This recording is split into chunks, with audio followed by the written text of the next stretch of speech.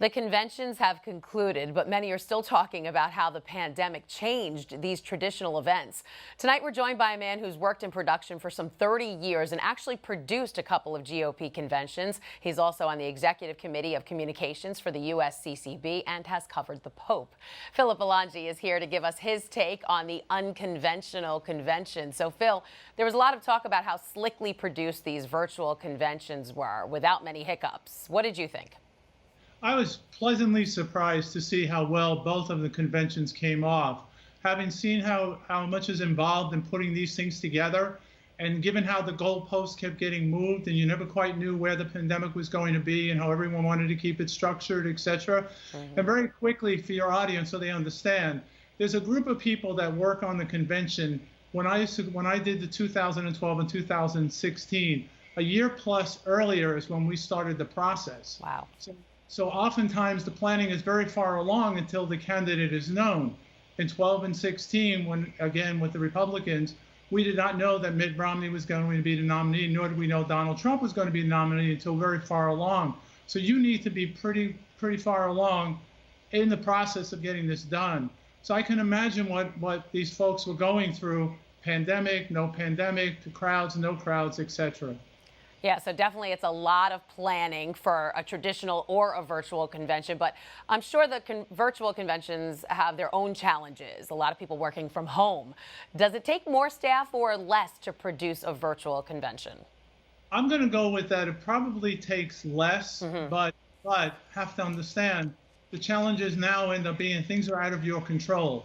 Remember how when we're all working on our computers and all of a sudden the internet goes down, or all of a sudden the pictures freezes or whatever.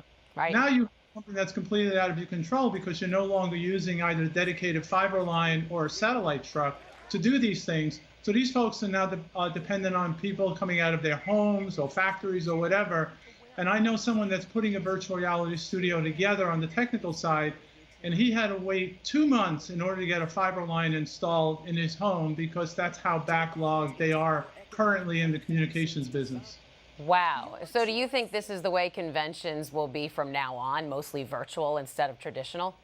No, I think this has been definitely a real learning experience for everyone, because you can also see, I'll go back to my days when I was an executive producer at NBC News. And I remember in 1988 when we wanted to do, quote, the convention without walls, because it is America's convention. And at that point there, it became so prohibitive in many ways to do it. Unlike now, I think there has been so many improvements made to the whole bandwidth study, et cetera, that people are more open to it. And I would say that if I was called upon to produce a convention in 2024, I would do a hybrid and have all elements there. All right, what about the cost? I mean, it's got to be cheaper to produce a virtual convention. I think, yes, if you know going in that this is what you're going to do. But given what happened this year, I'm going to say that they probably spent more money because they were reacting to everything as everything kept changing and not sure about this, not sure about that. So contractual arrangements are made, as I already said, more than a year out for things. So now you're committed to what you contractually agreed to, thinking you were going to do a traditional convention. So it really is going to come down to what the appetite will be in 2024.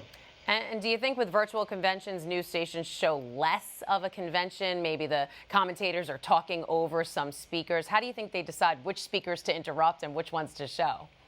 Well, the way for cable is different than traditional broadcast networks, ABC, NBC, CBS. They always dedicate a certain amount of time, and both parties know that.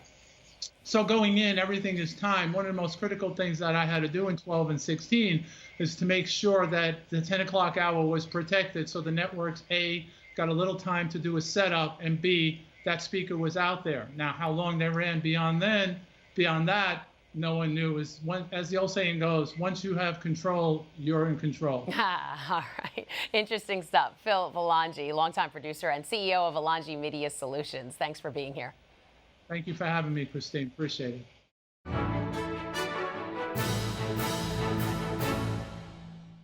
If you're watching Currents News on YouTube, be sure to hit the subscribe button and then click on the bell to get instant updates about all of our newest content, because we are putting your faith in the news.